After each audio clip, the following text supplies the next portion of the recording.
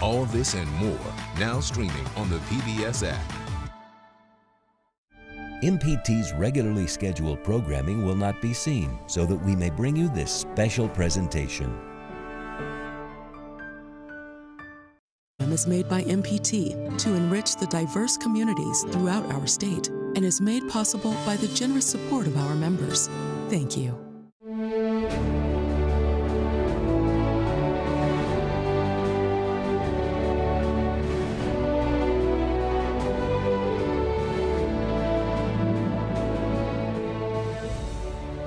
Welcome to MPT's coverage of the Governor's State of the State address.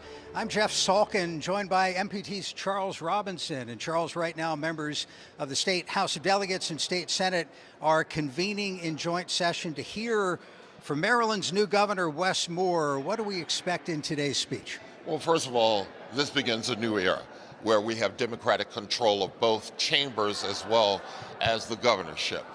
One of the things that you're going to hear during this speech is that this governor is going to recognize a number of individuals within the gallery. That has been a tradition that has been passed down from every literally governor in this state to point out individuals that they feel kind of send the message that things are either going to be different, or we want to recognize those who are doing things in the state that are positive.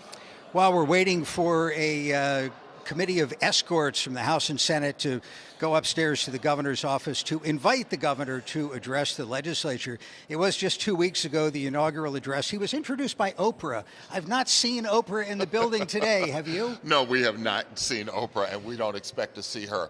This is supposedly as a policy speech. But as we have seen in some of the excerpts that have been given to us early, is that he wants to point out a number of initiatives. First and foremost is this issue of transportation. He's put $500 million into the budget to kind of relieve some of the problems in the state, and there are numerous problems. And Charles, he'll also key on the key theme of his campaign and administration, something he touched on in the inaugural address 2 weeks ago, leaving no one behind. I'm asking you to understand that it is time for our policies to be as bold as our aspirations, and to confront the fact that we have been offered false choices. We do not have to choose between a competitive economy and an equitable one. Maryland should not be 43rd in unemployment or 44th in the cost of doing business. We should not tolerate an 8-to-1 racial wealth gap, not because it only hurts certain groups, but because it prevents all of us from reaching our full potential.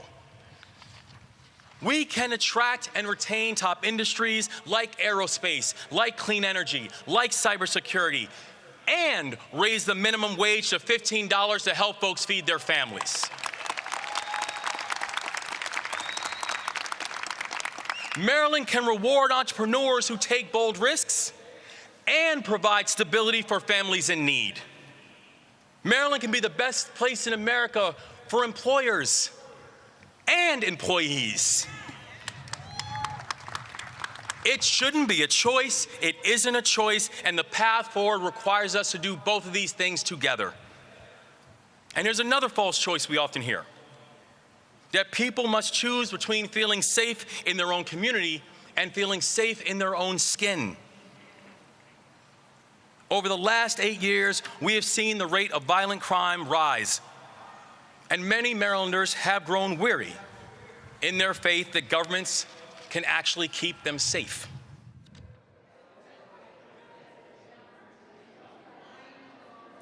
As we continue to await Governor Moore's State of the State address, Charles, the faces change. You know, it was 8 years of Republican leadership. The legislature pretty happy to see a Democrat in the governor's office. And he is not the only Democrat. You will find that there are a number of individuals who heretofore are coming to the fore, if you will. We noticed that Susan Lee, who is now the Secretary of State, she was once a senator, and a number of senators have moved into the Moore administration cabinet. Let's take a look at the scene in the House of Delegates. cramming in 47 senators, along with 141 delegates. County leaders on the left side of the screen, county commissioners, county executives, the mayor of Baltimore in attendance. We have some new faces in the well. Maryland's new comptroller, Brooke Learman, the first woman in that role. Anthony Brown, the new attorney general. Derek Davis continuing as treasurer. We see on the left side there, Ivan Bates, new state's attorney for Baltimore City. Earlier this week in a radio interview, Governor Moore appeared to endorse Mr. Bates's push for tighter sentences for gun possession violations. At the same time, there are demands for stricter gun laws after a very difficult year nationally with gun violence and gun violence in Maryland as well. And in addition to that, the governor weighed in on probably a very interesting subject matter. There was a killing of an individual in Memphis, Tennessee, and he put out a statement on that. And one of the things that you will note that this governor has been very busy. I mean, this week he was with the President of the United States in Baltimore, touting some transportation initiatives, specifically creating a new Frederick Douglass tunnel to go underneath the city of Baltimore. And that tunnel is going to speed up train traffic all across the Northeast Corridor. If you've ever taken the train from south of Baltimore up to New York or vice versa, it's clickety-clack. It's like it was when Lincoln went through the tunnel. Well, that's when the actual tunnel was built back in almost 150 years ago. And you can imagine that if they were able to get this new tunnel, and it's going to bring a ton of money and a ton of jobs to the Baltimore metro area. Governor's budget secretary, appointment secretary, transportation secretary, all present in the chamber today. We should talk about the budget a little bit.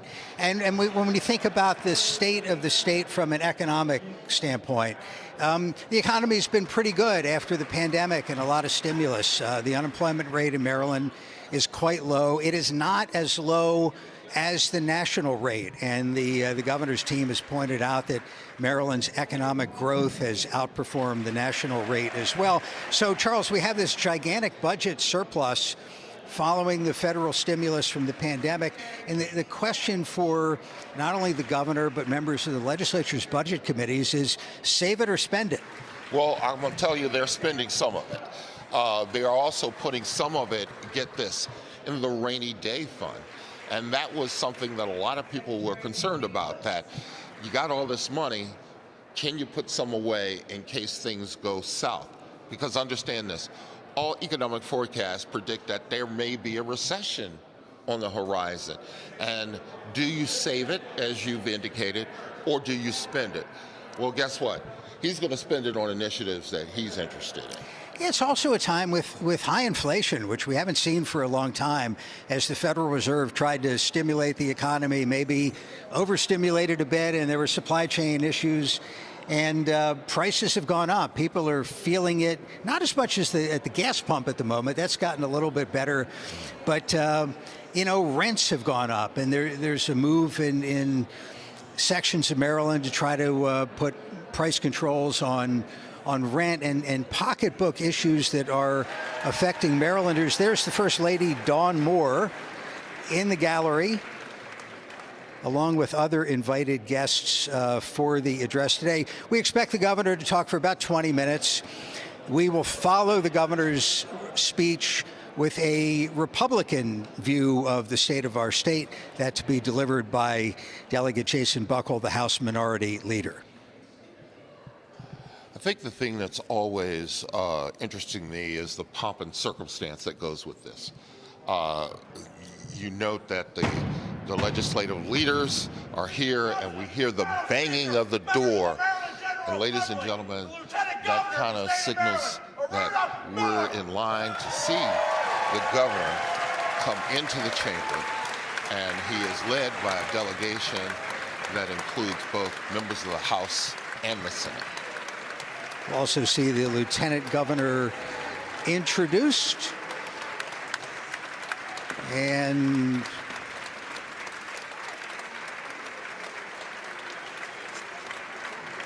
there's Lieutenant Governor Aruna Miller on the right side of the screen, former member of the House of Delegates who signed on early as Wes Moore's running mate. Going back to the campaign, this is a first run for public office for Governor Moore. It was a crowded field for an open shot at the governor's mansion. Governor Larry Hogan, term limited after 2 years in office. And that was a competitive Democratic primary. Wes Moore prevailed by 2 percentage points.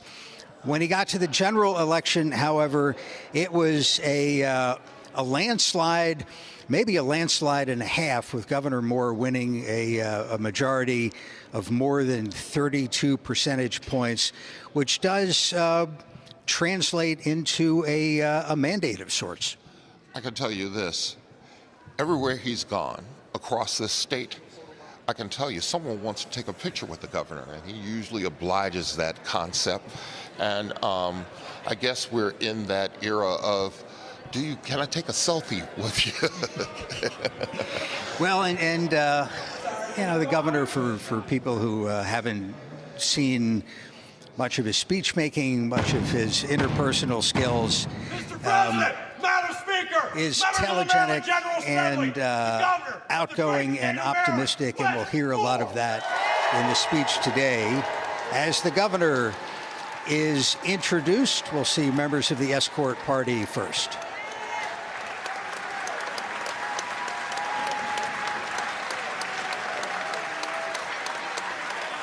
It was interesting, Jeff. I was with him. He passed by me as I was down in the area where we call the pit. And he goes, I wonder why everybody is here. And I had to turn and look up. I think you have a speech to make.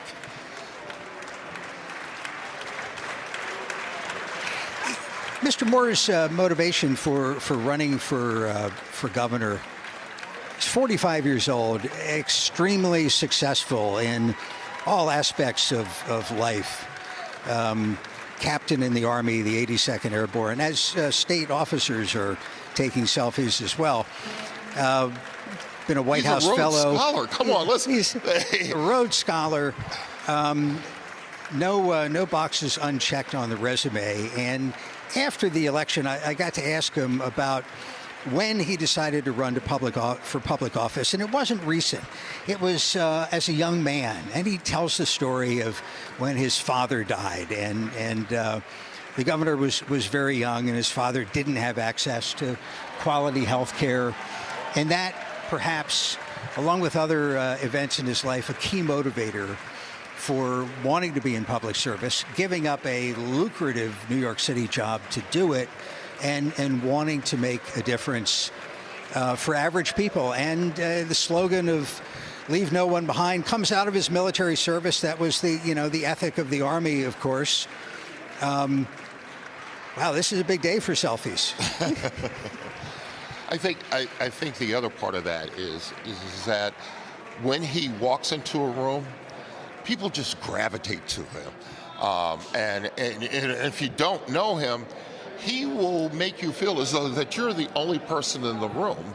And that is one of those unique political qualities that successful politicians have. In other words, they don't allow you to feel as though you're part of a group, but you're talking to me directly. Definitely in the honeymoon phase of the Moore administration, 2 weeks in. It could easily last 90 days through the legislative session, maybe longer, as we see the... Well, we'll see how this session goes. Obviously, there are always potential pitfalls, but he has navigated them in ways that I have never seen before. Governor will be introduced by Thank you. Speaker of the House, Delegate Adrian Jones. Senate President Bill Ferguson also on the podium as Governor Moore begins his first State of the State address. Good afternoon.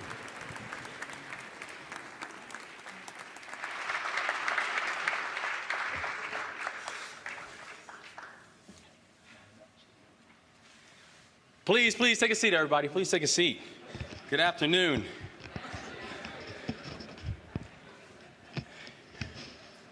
I apologize for taking so long, Madam Speaker. It will not happen again. I promise next year will be a little bit faster. Madam Speaker, Mr. President, members of this distinguished body, our General Assembly, members of our congressional delegation as well, and colleagues in state and local government, and my fellow Marylanders. Now, all right. For almost 3 years, I've had the joy and the pleasure of just traveling our entire state and talking to Marylanders from every region, every race, every creed, and in many of your districts. And I listened to what they had to say. Some of the voices are actually here today, but all of the voices that I heard, they're in my heart, they're in my head, they're in my memories. And Marylanders, as you all know, they're worried about the economy and whether or not it can keep pace with the cost of living. We worry about safety in our communities. Families struggle to afford and find affordable health care, child care, and pre-K. And people of all ages are getting lost in this maze of behavioral health crises and trauma. Yet, despite the challenges that we have seen, I know that the Marylanders that I have spoken to, they are not only fast to offer solutions, as you all have known and have seen, but they've also expressed a deep hope and a deep desire to be part of the solution. They were the first to organize a food drive at their local school. They raised their hands to watch the kids in the neighborhood. They agreed to serve on the board of one of our remarkable local nonprofit organizations. They're willing to work in our local and our state government. These are individuals, in short, these are individuals, Marylanders, who are ready to serve. Now, I'm only here right now because of the people in my life who stepped up even when they were not called. People who served even when they didn't call it that. People who are willing to sacrifice in the moment for the hope of a better tomorrow. The teachers and the educators who gave me the tools to think for myself. The coaches who pushed me even when I wanted to stop. The ministers who prayed for me and my family even when there was no clear path forward. And the school counselors who helped me to see a horizon that I was not ready to see for myself. This state is full of those individuals. People who refuse to quit, who will light up a path even when we are down, who will spark that light in ourselves, even if it only glimmers in the dark. This state was built by them, built by people who stepped up to serve.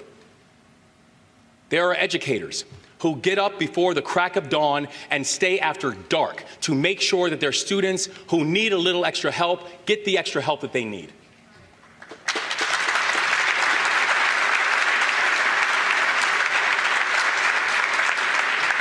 They're the linemen who, after a disaster, work double shifts to ensure that we can get our lights back on.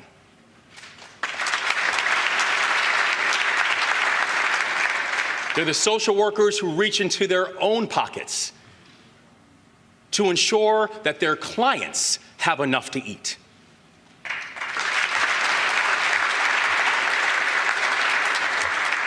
And yes, it's the lawmakers. The lawmaker, yes. But it's the lawmakers. It's the lawmakers who come to Annapolis, who sacrifice time with your families, months from your businesses. The ones who choose to step up and step into the arena, despite knowing the ridicule, fair and unfair, that comes along with it. Because you choose to do it because you believe in the hope of leaving the state a little bit better than the one that you found it.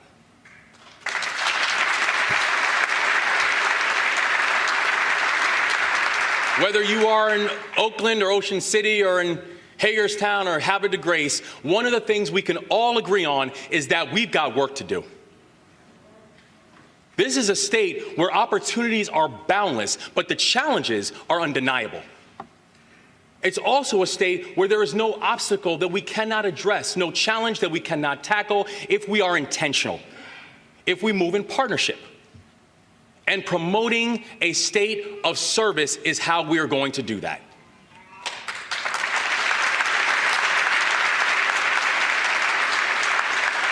You know, I only realized recently that service, the word service, actually comes from the Latin word servitium, which means slavery. So it's fitting as the first African American in the state of Maryland to deliver this speech. And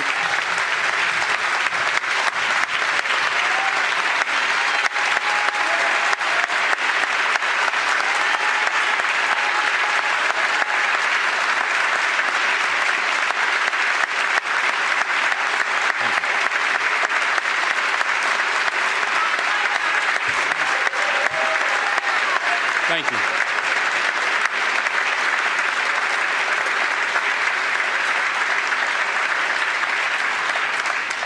As the first African American to deliver this speech, standing in a building that was built by the hands of enslaved people,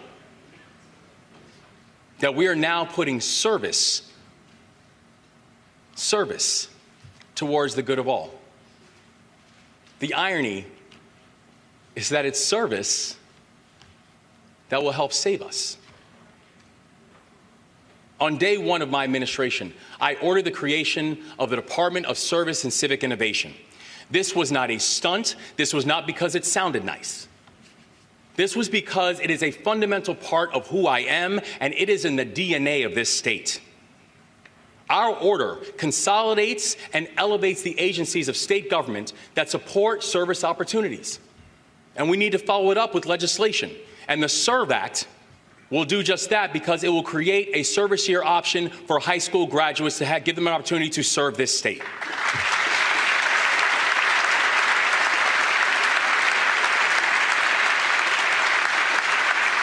And while our young people give back, they also lay the foundation for their future success through job training, through mentorship program, and it creates a lifelong habit of service to our state, something we so desperately need. Whether they're preparing our state for the realities of climate change or tutoring students or caring for the sick, young people should have the option to perform important service today and build a foundation for our shared future. And by the way, this is the first effort of its kind in the nation, and Maryland will lead.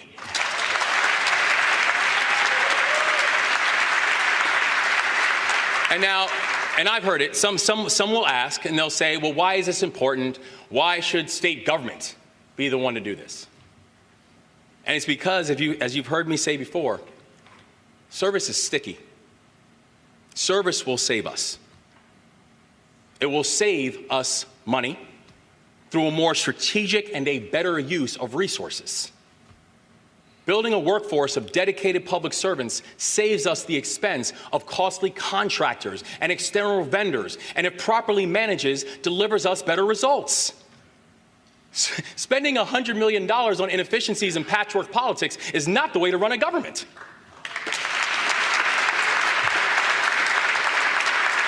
We have the assets. We need to harness them. And that's what my plan does. It will save us time by adding urgency because our people will be more involved in their state government and helping one another, expediting the changes that we know that we need. And it will save one another. At a time when civic bonds are frayed, when many people feel more disconnected from their neighbors than ever before, service is the antidote to the epidemic of loneliness and otherness.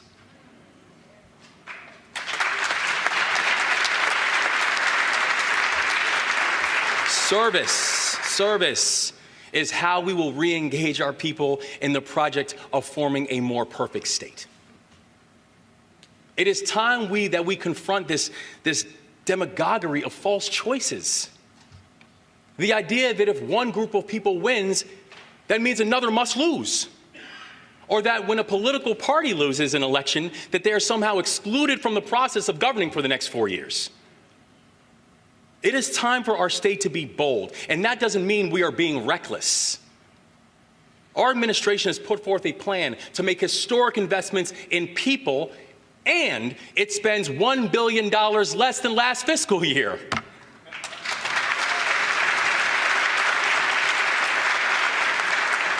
Our plan and our budget, we made the largest investment in public education by any governor in our state's history.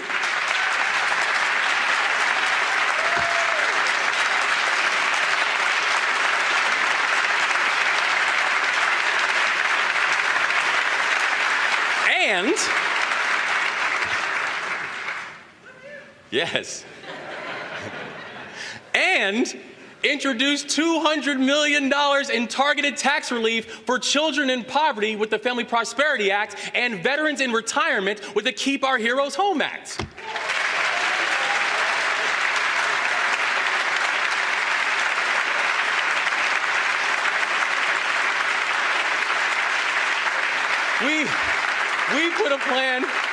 We put a plan forward to make Maryland the first state to end child poverty, and we kept 10% in the rainy day fund. Let's put an end to this belief, and let's put an end to this narrative that we cannot invest in the future today while also preparing for the uncertainty of tomorrow. It is just not true. Service, public service. That is what will help our state to reach its full potential. Tens of thousands of government workers throughout our state serve our people. They do so despite the fact that the pay could be a little better. I'm sure y'all have heard that. The incoming complaints, they could be fewer. And the challenges could be easier. But they do it because, like you and I, they love this state. Today, I want to point out a few of those workers. Someone, maybe all of you know. Judy Ruperon. Judy.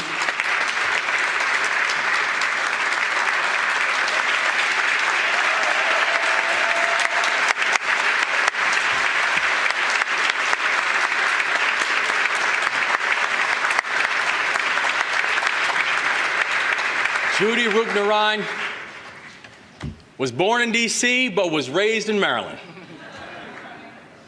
And for the last 12 years, she has been a fixture in the State House, part of a Department of General Services, ensuring that these beautiful and hallowed halls, that they always look their best.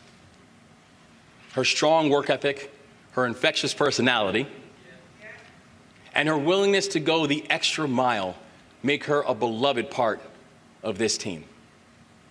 In fact, she's a natural leader, taking on more responsibility, learning basic maintenance and repairs, so she might one day soon become a DGS maintenance mechanic.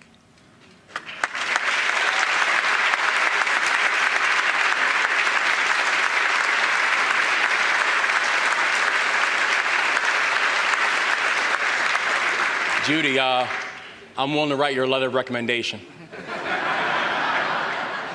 And I know a guy. Nearly a decade of service to this state, working in this very building. And today is the first time that Judy has ever watched a State of the State. Please join me in applauding her years of service to this state.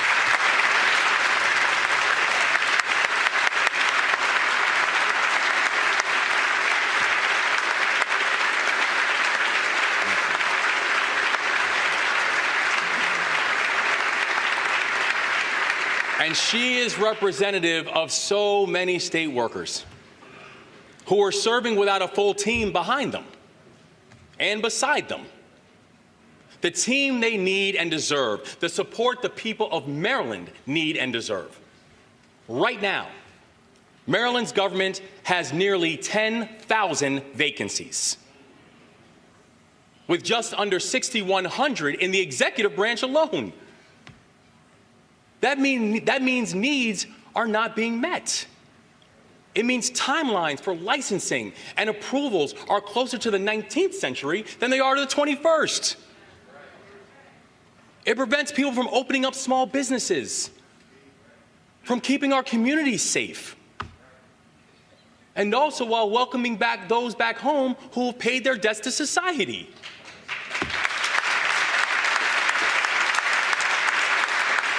It's keeping Marylanders from getting the health care that they need. This isn't about creating big government. This is about creating a better one.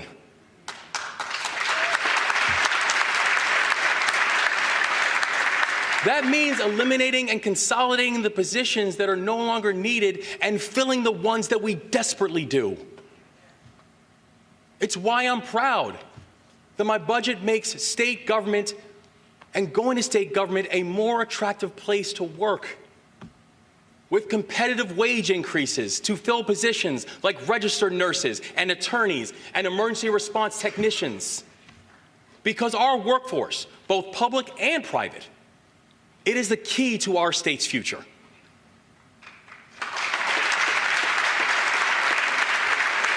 And study after study tells us the same thing. Every business across the country says their #1 factor for relocation, for growing their companies where they are, is a trained and educated workforce. This isn't something we need to create from scratch. That workforce already exists. The state just needs to strategically use its assets and resources to unlock its potential. And that starts with education.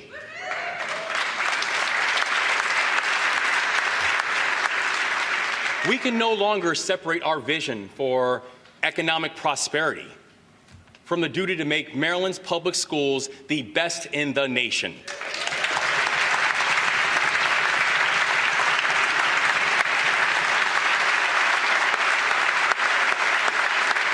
These two things are inextricably linked. And to achieve those twin goals, we need more teachers, and we need to do a better job of supporting the educators we already have.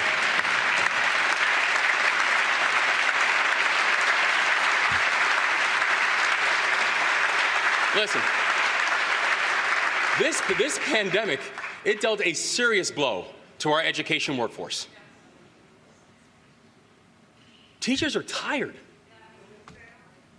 They're strained, they're overworked. And they need reinforcements, here and now. That is why I am calling on the General Assembly to pass the Maryland Educator Shortage Act to strengthen the pipeline of qualified teachers in our state.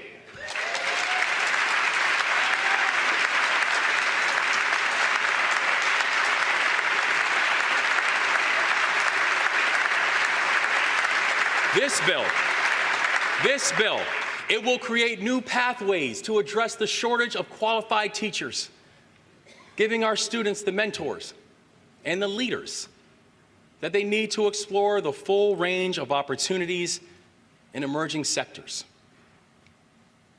And maybe no Marylander exemplifies the untapped potential of this type of policy than Ronnie Beard.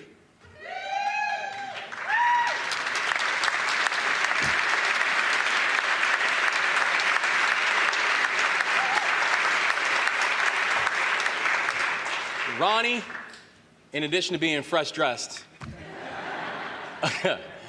Ronnie grew up in Frederick. Yes, go ahead, Frederick. And now teaches at Oakdale High School. Originally, we got some Oakdale graduates over here? Oh, just representative. Okay. Proud, man, proud. Originally, he was planning on becoming a juvenile counselor. But while studying at the University of Maryland, Eastern Shore, go ahead, UMES.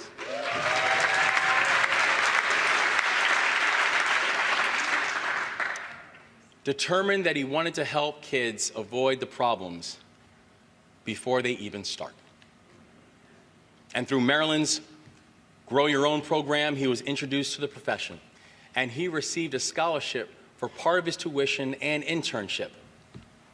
And he's now a leader in Frederick, helping to recruit more talented educators to step into the gap. Ronnie, bless you, and thank you for your leadership and all you do.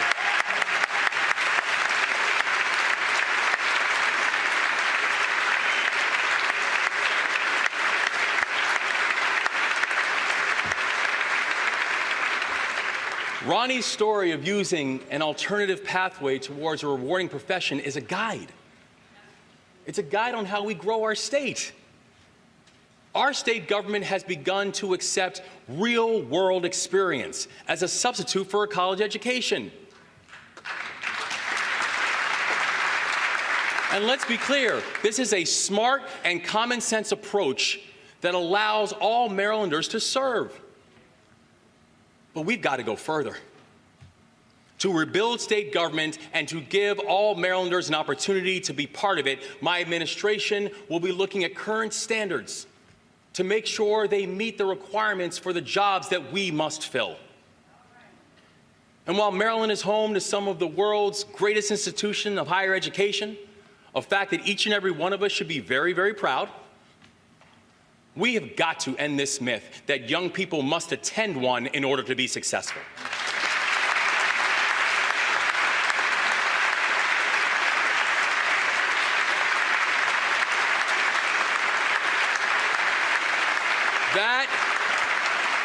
That doesn't have to be the path for every student. It wasn't my path. See? And I know I'm not alone. Come on, cornbread.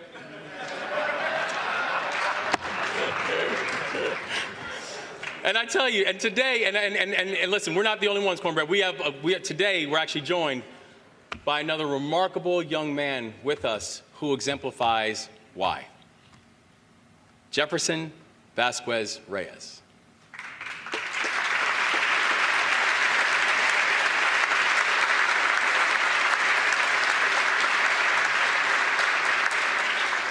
Jefferson is a freshman at Montgomery College.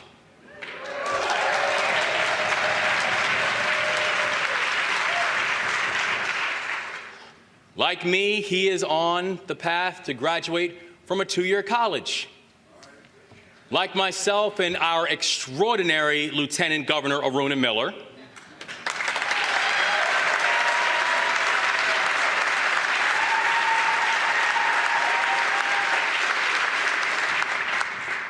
he's the child of immigrants who came to Maryland for a better life. They had to forego their education due to war and homelessness in El Salvador. As a 12-year-old child, he became the patient advocate for his mother, his grandmother, who were in and out of the hospital frequently. Witnessing the power of a doctor who understands his family's culture and was able to communicate with his grandmother in her native tongue. He has decided to step up and serve his community by becoming a doctor.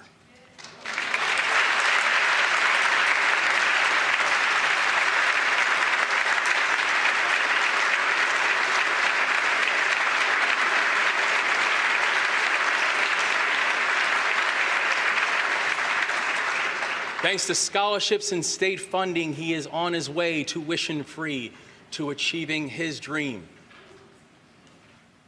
We are so proud of you. Gracias. Felicitaciones. And I tell you, his story and his commitment to our state exemplify why this state is so powerful and why this state is so special. We know that right now, and again, thank you so much, and I just want to say we honor you, and we honor your family as well.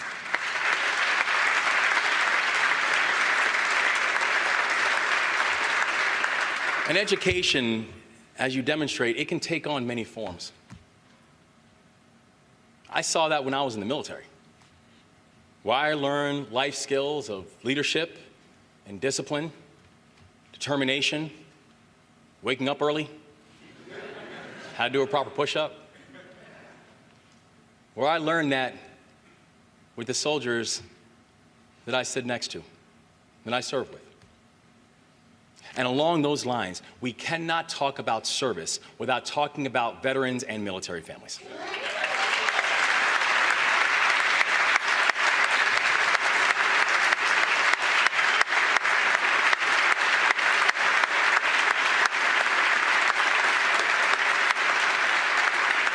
American service members and their families have taken an oath to protect the Constitution, left their families to guard this nation, put their lives on the line to defend our freedom.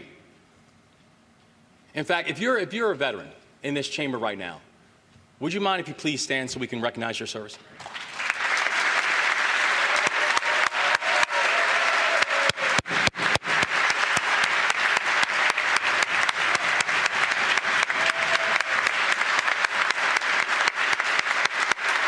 By the way, side note, I'd like to quickly note that the people who we just saw standing come from both sides of the aisle.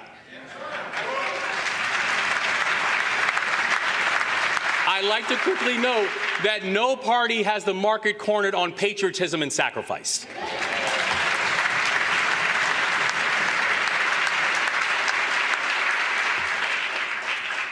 And now we stand, and we stand for people like Angela McCullough. Yes, yes. Bless you. Angela is a retired U.S. Air Force Master Sergeant.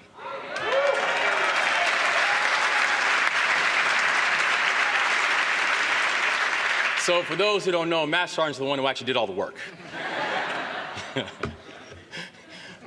And is also the owner and CEO of Maryland-based Tri-Logistics.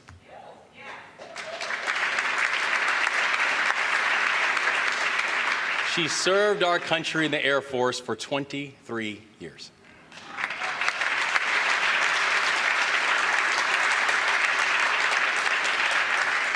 And when she finished her time in the military, she saw a lot of promise in Maryland. And she decided that this is where she was going to call home. As an employer, she believes that our workforce and our geography help set her company up for success. She's an example of what our state needs more of.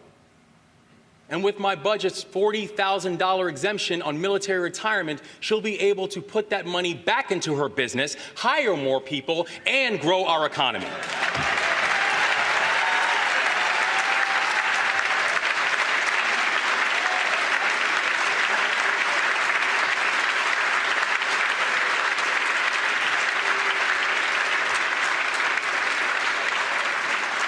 And 40,000 veterans like her will see their retirement income tax cut as well. Angela, we are so thankful for not just your service to this country, but your service to this state. God bless you and thank you. Thank you.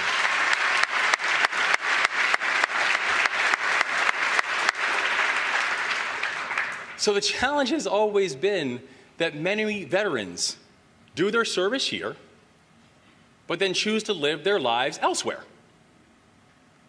Maryland should be no state's farm team.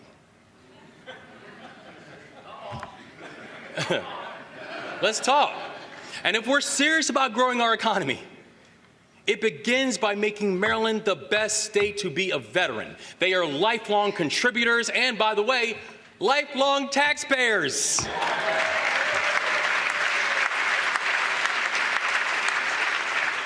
With more than 362,000 veterans, it is not something that we can do tomorrow. It is an imperative for our state today. The time to make this happen is now, and together we are going to get this done.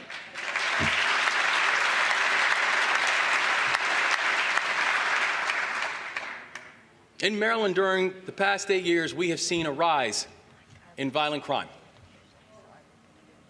And during this time, law enforcement stepped into the gap to keep our community safe.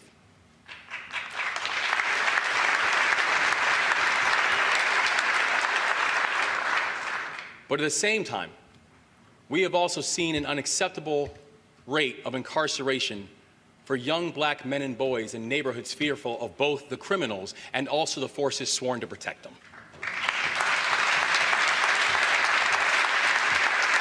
To paraphrase F. Scott Fitzgerald, who, by the way, is buried in Rockville, Maryland, he wasn't born here, but he knew where he wanted to spend eternity.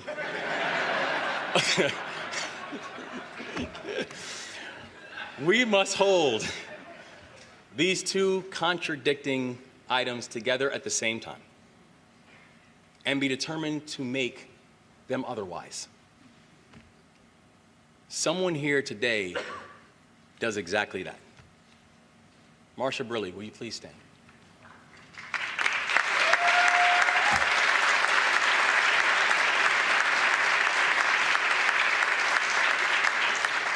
Marsha is a resident of Baltimore County.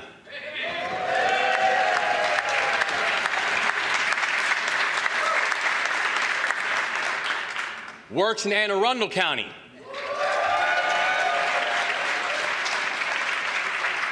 She's covered down in the whole state, actually. And she has worked, and for 27 years, she has worked in the Department of Corrections, the Anne Arundel County Police Department, and now the Anne Arundel County Detention Center.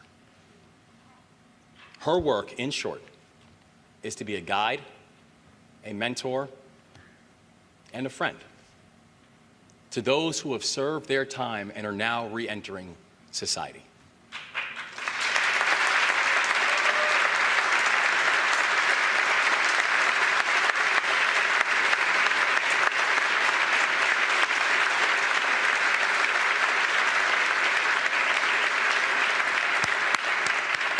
She helps them build relationships and also develop life skills so they can succeed, whether it's workforce training or learning to drive.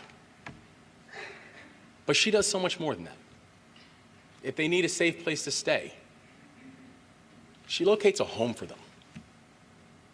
If they're in need of clothes, she finds them a jacket.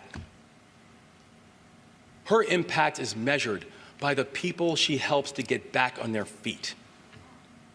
And frankly, that's an untold amount of good for them and for all of us. Marsha.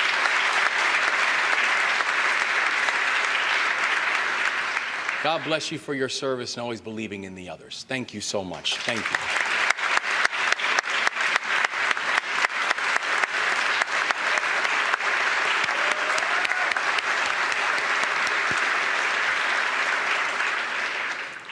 These men and women, like Marsha, they deserve our gratitude and our respect.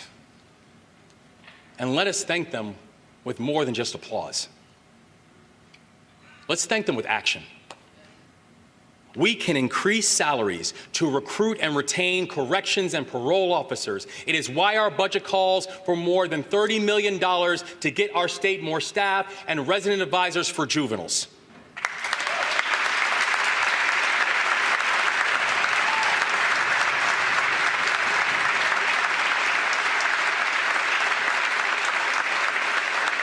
These workers help people ensure that those who are re-entering society are successful and then can give back to it. This will not only make us safer, it's going to make us stronger. And the time to support that work is now. As will this final piece that I want to touch on today. A collective, bipartisan pledge to end child poverty in the state of Maryland.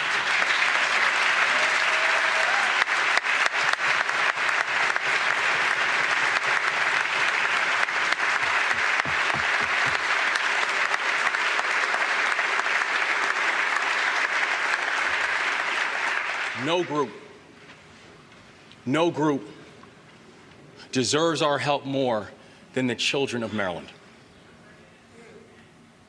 In a state with the highest median income in the country, 1 in 8 of our children live in poverty. How can we expect to fill their minds with ideas if they can't fill their stomachs with food? How can they rise above their station if their life is a constant state of deprivation? We can and we will end child poverty in the state of Maryland.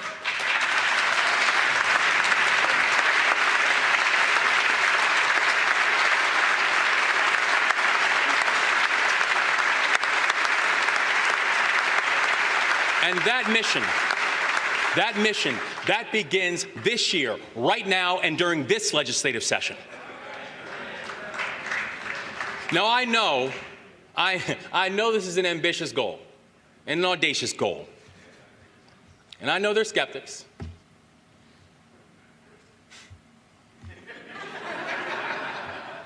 And I know there are people. But listen, and I'm going to be fair, I know there are people who say this can't be done. But the reason they're saying that, because it's all they've ever known. But today, we can make a decision that we will refuse to accept that. And today, we can make the decision that Maryland is going to lead the way. I want to share a story of someone else who's here today that shines a light on the possibilities before us if we can actually achieve this goal. My dear friend Ryan Heminger, can you please stand up?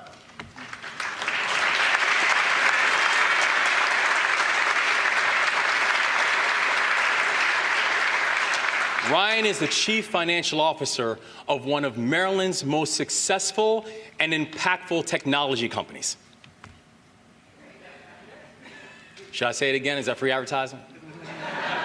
Y'all are doing so well, you don't need it. You don't need it.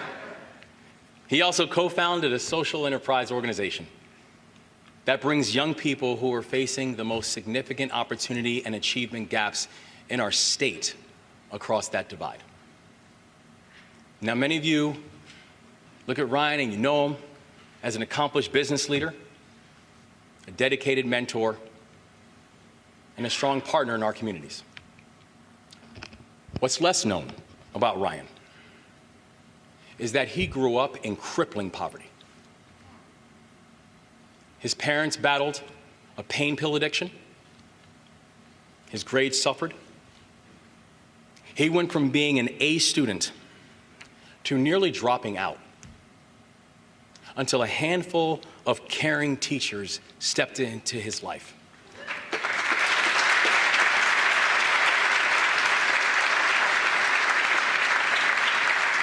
They became an extended family. They brought him breakfast. They helped him with his laundry. They tutored him after school. That same person went on to the Naval Academy.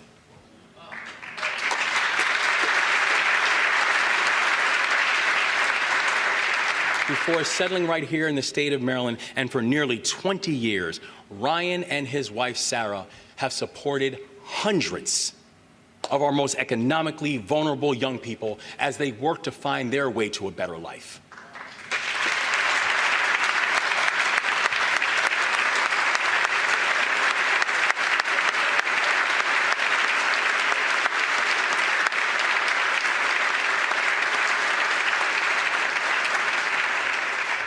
Ryan's community stepped in, and Ryan stepped up.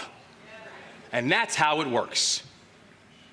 And he now serves our state with grace and impact and humility. Ryan, my dear friend, we love you, and thank you for all you do for this state and all of our families.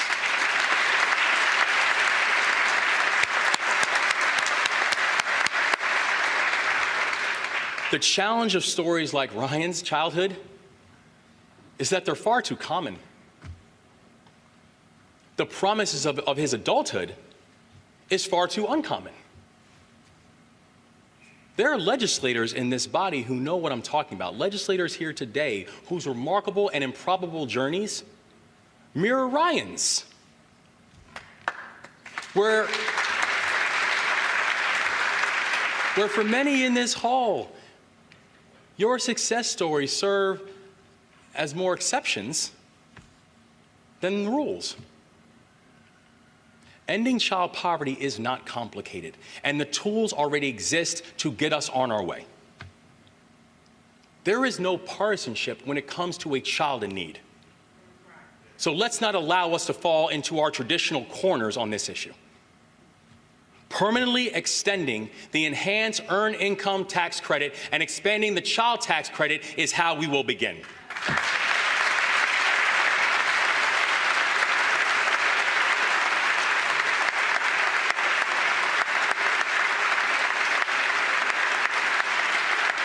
This push will make nearly 40,000 families eligible for one of the most successful child poverty tools that this country has ever seen.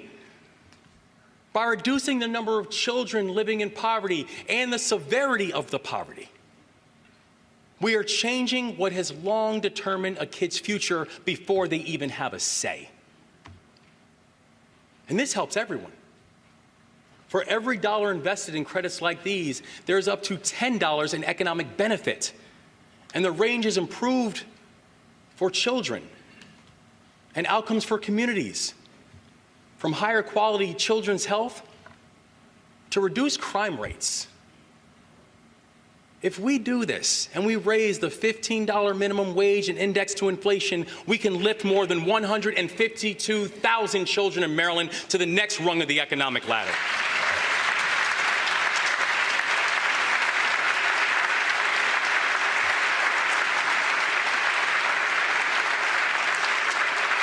Listen, we can get this done, and we can change the trajectory for our state for generations to come. We can set up our children to win the next decade if we get rid of the policies that force hundreds of thousands of them to lose. I want to end my remarks by taking a moment to reflect.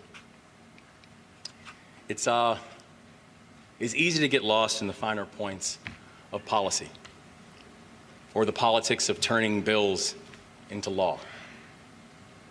It's definitely possible to get lost in the frenetic energy of Maryland's legislative session. Whether you've served in elected office for decades, or whether you're new to this game, like me. What I called for the past 20 minutes or so, they weren't democratic beliefs. They weren't really partisan at all. They're the things that we all hope for all Marylanders. They weren't urban or rural. They didn't apply solely to the shore or to the mountains. Because the same hope to end child poverty is just as strong in Baltimore as it is in Boonesboro. Economic mobility has a home in Dorchester just as it does in Dickerson. Making our government more effective and efficient is an ideal that's held in Hartford and in Howard. These are collective goals and the collective ideas, and the only way that we are going to accomplish them is collectively. We are here serving together because we believe that a career in service is a difference-making profession. We all want what's best for the people that we represent. Everybody we represent. This is the righteous core of politics. This is the essence of why we do the work. And it is why I am now asking you, begging and pleading you for your help. You believe in this work.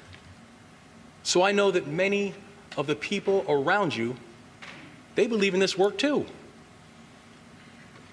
I cannot do this alone. We cannot do this alone.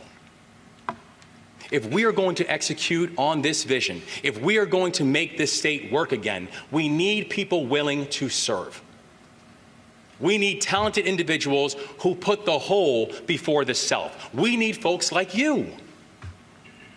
And in the days and weeks and months and years ahead, I'll be calling on your partnership to find, recruit, elevate public service as a calling in Maryland. And I can tell you right now, we're off to a great start. As our appointment secretary, Tisha Edwards, knows that she hasn't slept in about 3 weeks. In the past 2 weeks, 2,833 people have applied to join our administration. In these past weeks, more than 1,500 people, Marylanders, have raised their hand to join a board or a commission. Untold numbers are getting involved in their local governments, their civic organizations, the nonprofit that's down the street from their home, and creating new ones that we will soon know. People are signing up to serve, and I want them to keep signing up. We can be a state that rewards, that celebrates, that elevates a culture of service, and we must be. Let us serve. Let us serve together. The people who entrusted us with this solemn oath to put them before ourselves. It is an honor to stand before you, and it is an honor to serve beside you. God bless Maryland, and let's get to work, everybody. Thank you so much.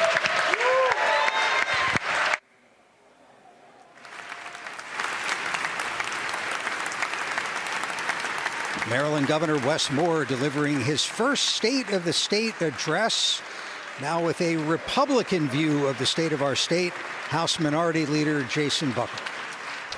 Good afternoon. I'm Delegate Jason Buckle, and I represent Allegheny County from Western Maryland in the Maryland House of Delegates. I also serve as the House Republican leader selected by my Republican colleagues, and I'm speaking to you today to articulate our vision of where Maryland is and where we should go in this new era for our state. Governor Moore has presented an ambitious vision for Maryland, one where he claims that no one will be left behind. We have no disagreement with such a vision.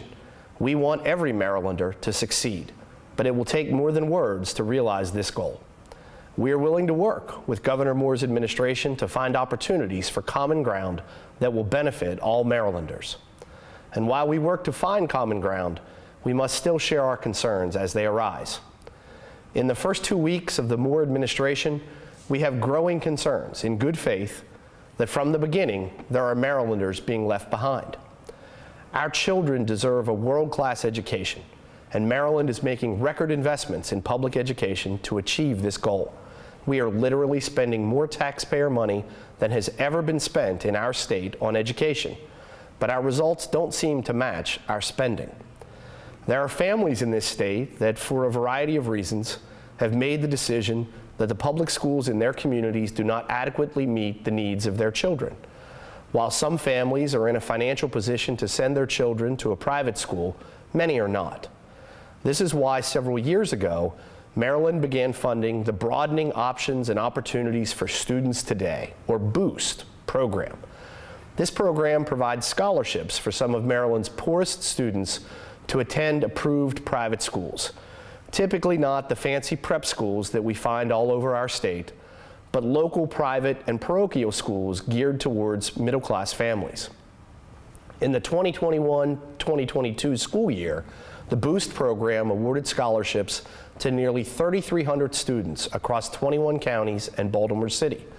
Of those students, 56% were children of color, and more than 1,000 were English language learners. All of them were eligible for the federal free and reduced meals program.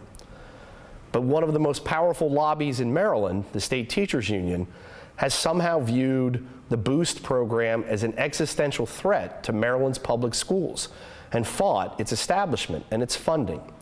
And sadly, in his budget proposal this year, Governor Moore cut this program for Maryland's poorest students by 20%.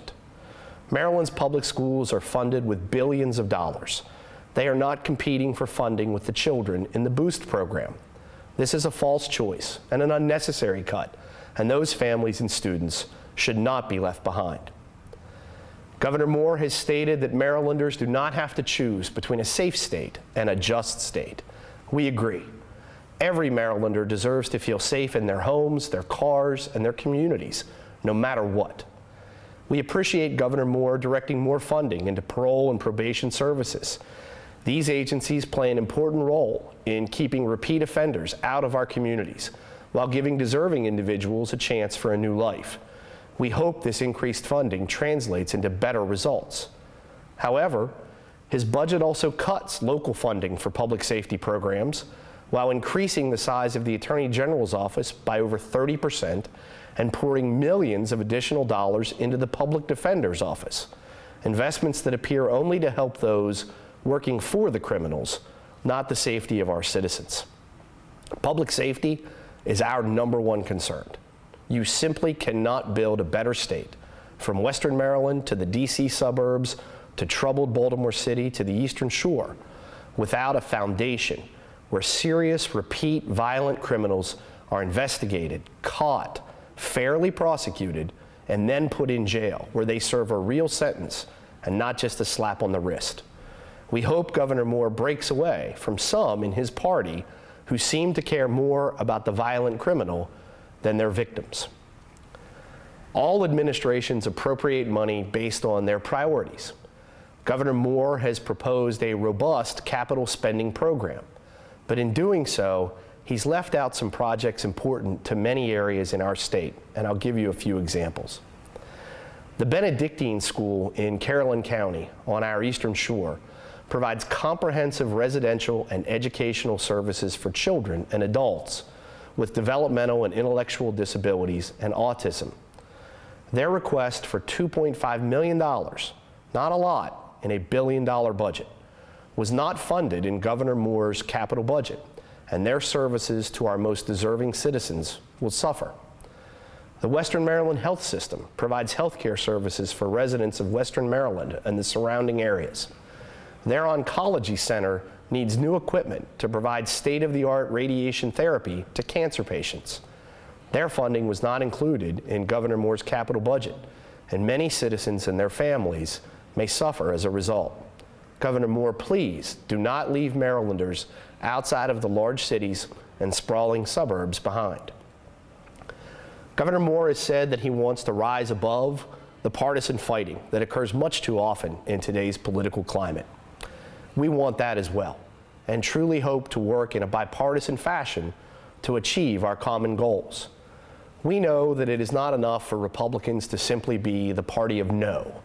We have to offer solutions to the many challenges that face our state. Solutions are, in fact, possible.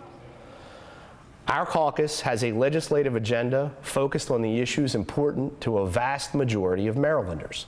Our legislative package includes a series of bills focused on improving education, reducing crime, and restoring our economy.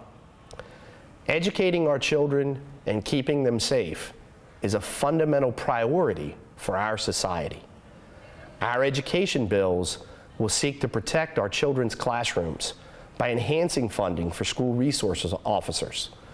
They will increase the focus on the educational achievement of our kids rather than the politics of adults, and will provide school choice for families stuck in failing or dangerous schools. We can work together on building a better public education system for our future, but job #1 is giving children in the school system today a better pathway to success. Safe communities are vital to Maryland's success.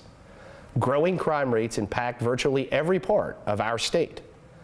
Our legislative package focuses on holding accountable those who endanger our communities. People who repeatedly commit violent crimes should not roam free to threaten and harm more of our citizens. Juveniles who endanger their classmates and teachers by bringing firearms to school must be prosecuted appropriately, not forgotten about and shifted from school to school. And in a state where an increasing number of criminals are using stolen guns to commit acts of violence, we must make the theft of a handgun an automatic felony. These are simple, common sense solutions. We hope our colleagues and Governor Moore embrace them. A healthy and robust economy benefits all Marylanders. Unfortunately, Maryland places in the bottom 5 in America on many rankings that measure tax rates, regulatory burdens, and the environment for private sector job creation. We cannot continue to burden our businesses and then be surprised when they leave our state, taking their jobs with them. Maryland has one of the highest corporate tax rates in our region, and we must reduce this tax to improve our regional economic competitiveness. We must also remove the tax burden on our retirees. And let's start with those who serve this country in our military. They have already sacrificed so much for our nation, and we share Governor Moore's commitment to our veterans. Maryland must also eliminate state taxes that increase housing costs to make home buying more affordable for more of our citizens.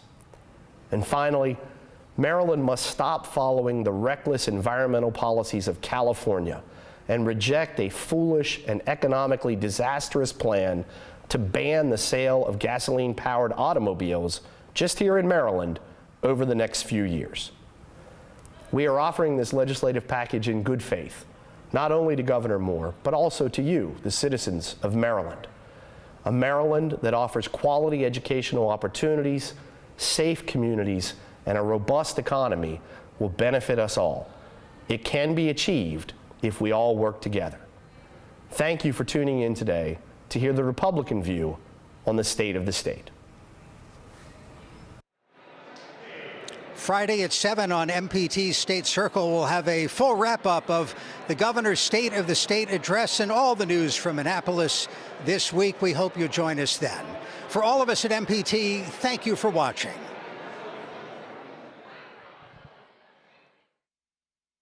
Watching MPT. Be inspired. MPT now joins regularly scheduled programming already in progress. Here, everything's impeccable, from the staff to the lavish displays.